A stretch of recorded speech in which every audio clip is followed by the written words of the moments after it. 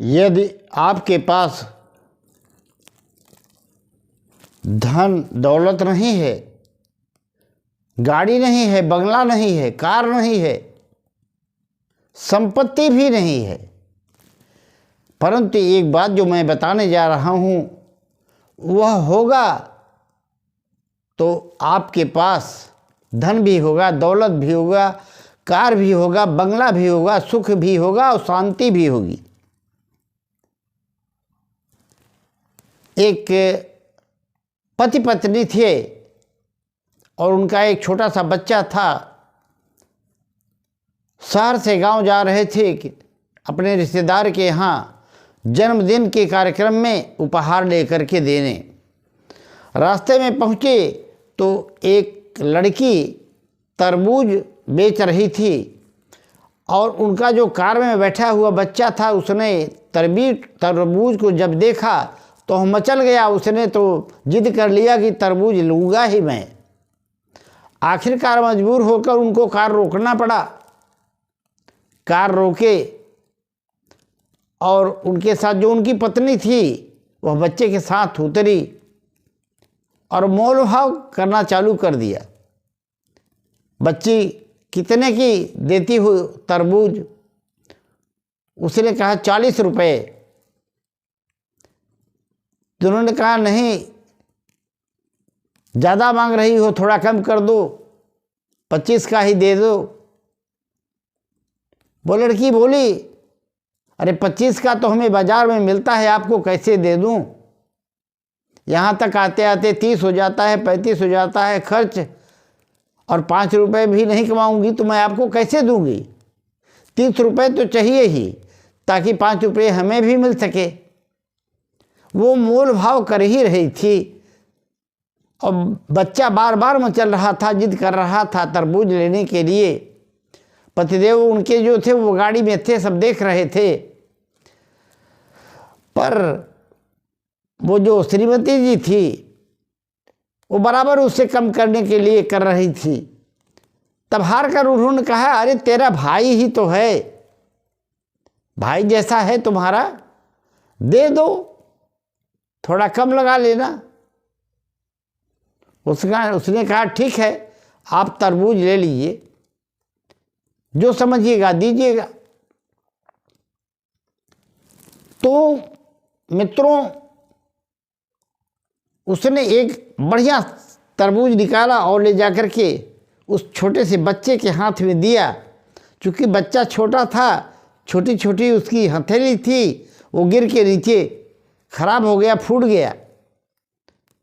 अब तुरंते हुए श्रीमती जी बोली इसके पैसे तो मैं नहीं दूंगी। वह लड़की कुछ नहीं बोली, दूसरा तरबूज ले आई और उस बच्चे के हाथ में देकर कहा भैया ये तरबूज लो। उस तरबूज को उसने लिया और तब उसने कहा कि देखो जो फूट गया है उसका पैसा तो मैं नहीं दूंगा, पर इसका पैसा मैं तुम्हें दूंगी। उसने कहा मैंने पैसा कब मांगा है आपसे? मैं तो आपको अपने भाई, जब आपने बोल दिया और भाई का नाम लेते ही उसको तरबूज देते समय उसके आंखों से आंसू टपक रहे थे। उसके पति देख रहे थे। वो कार से नीचे आए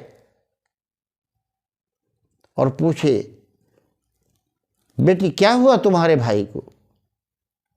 उसने कहा ये भाई, इन्होंने बोला तो मैंने अपने भाई को तरबूज दिया है और मेरे भाई की याद आ गई।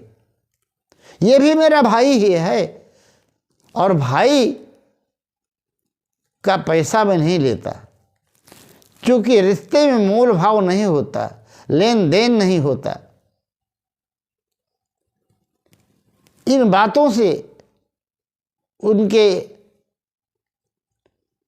पति और पत्नी के दिल पसीज गए। उन्हें धक्का लगा कि एक मामूली सी बच्ची किस भाव में बात कर रही है।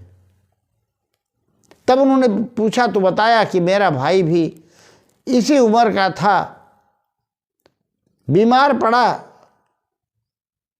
और दवा इलाज ठीक से न होने के कारण, गरीबी के कारण अस्पताल में ही उसकी मौत हो गई। और मुझे आज भी वो याद आता है। और जब मैडम जी ने कहा कि तुम्हारा भाई है, तो मुझे अपना भाई याद आ गया। और भाई को जब मैंने दिया है तो मुझे कोई पैसा नहीं चाहिए। भाई का रिश्ता हो गया तो फिर भाई से क्या पैसा लेना।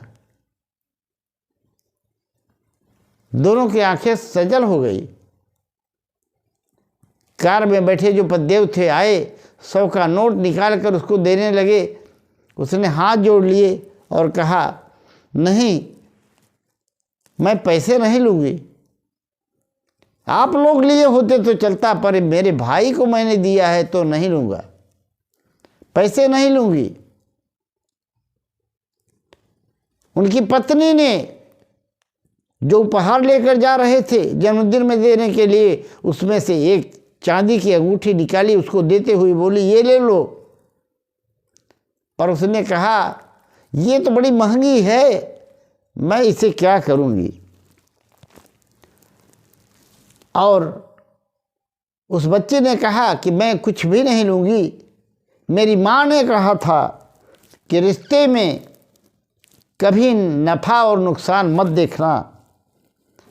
और वह अंगूठी भी नहीं ली। और तब आगे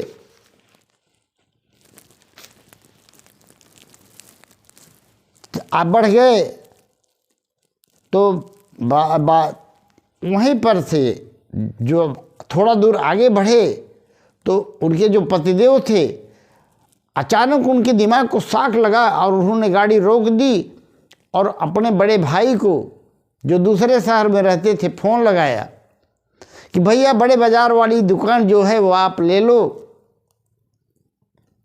मुझे नहीं चाहिए, मुझे छोटी बाज़ार वाली ही काफ़ी है, क्योंकि आप मेरे बड़े भाई हैं।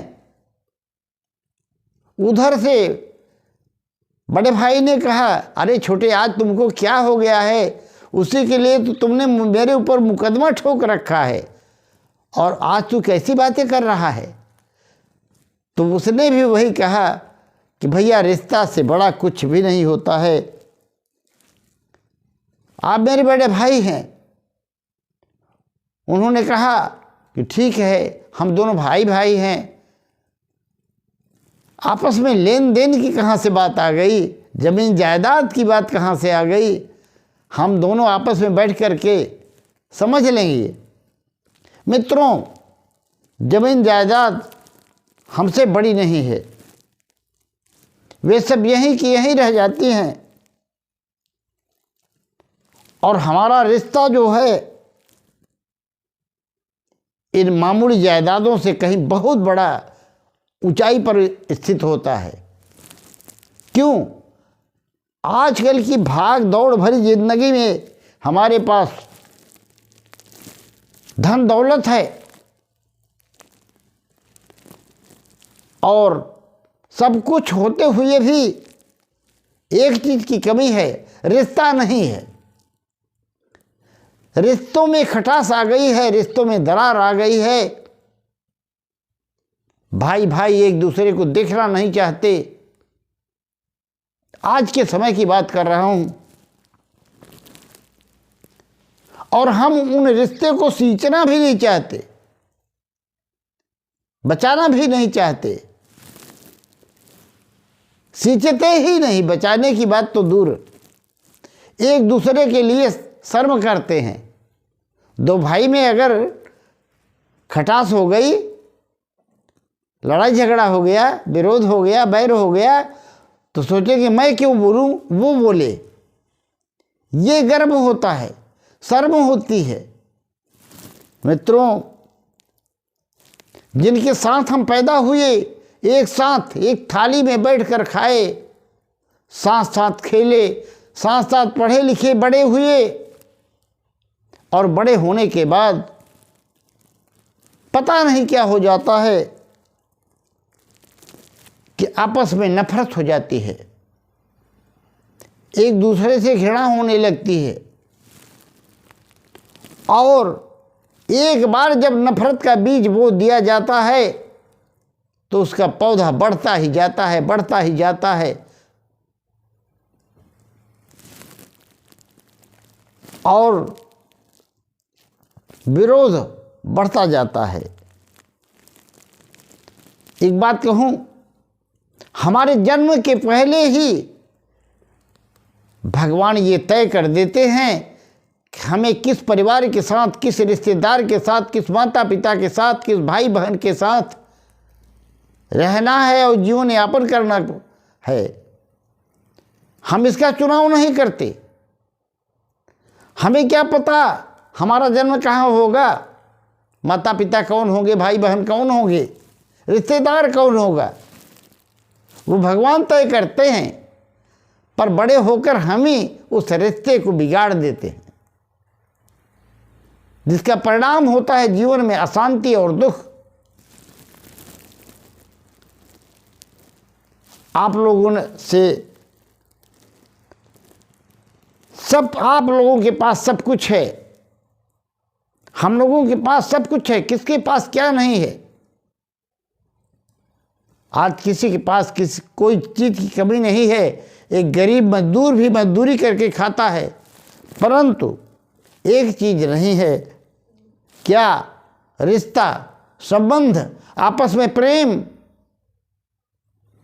आपस में भ्रातृभाव, माता पिता के प्रति प्रेम, भाई बहन के प्रति प्रेम, ये नहीं है। और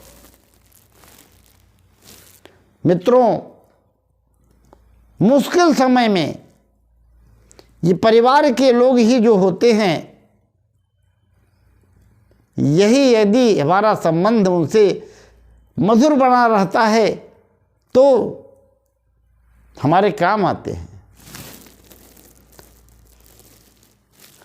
अपना जो होता है वो अपना होता है। कहते हैं अपना जब मारता भी है तो वह छांव में गिराता है, धूप में नहीं। मित्रों, हम आपसे इतना ही निवेदन करेंगे कि परिवार में आपसे, भाई से या किसी रिश्तेदार से अनबन हो गई हो, बैर विरोध हो गया हो, आपस में लड़ाई झगड़े हों, बोलचाल बंद हो, तो आज ही आप पहल कीजिए, अपनी तरफ से पत्र लिखिए, फोन कीजिए, बात कीजिए, क्योंकि वो खून तो आपका है, वह भी चाह रहा है आपको। पर पहल कौन करे, समस्या ये है। आप पहल करें, आप पहल करके बड़े बन जाएंगे, रिश्ते सुधर जाएंगे। इस बात का ध्यान रखना जीवन में कि आज आप देखते होंगे कि कभी कभी किसी घर में ऐसा होता होगा कि गाड़ी होगी, बंगला होगा, कार होगा, ज़मीन जायदाद होगी, सब कुछ होगा, पर बातचीत करने के लिए कोई साथ में नहीं होगा। आप अशांत होंगे, आपके पास कोई नहीं रहेगा। लेकिन अगर आपका भाई होगा तो किसी भी कीमत पर वो आपको छोड़ेगा नहीं, आपके साथ रहेगा। और आप एक विशेष ध्यान दीजिए कि अंत समय में जो आपको चार कंधा देने वाले होते हैं, जब वो कंधा देने जाएं तो उनके मन में ऐसा लगे कि काश इसकी जगह मैं चला जाता। आज मेरा कोई चला गया, कुछ छूट गया, जिसके लिए वो तड़प उठे। तो अपने घर के रिश्ते को मधुर बनाइए, इसके लिए हर संभव प्रयत्न करिए। और ऐसा नहीं कि आप दूसरे का इंतजार करें, आप स्वयं पहल करिए। देखिए रिश्ता कितना सुंदर बन जाता है और आप पहल करने से महान हो जाएंगे।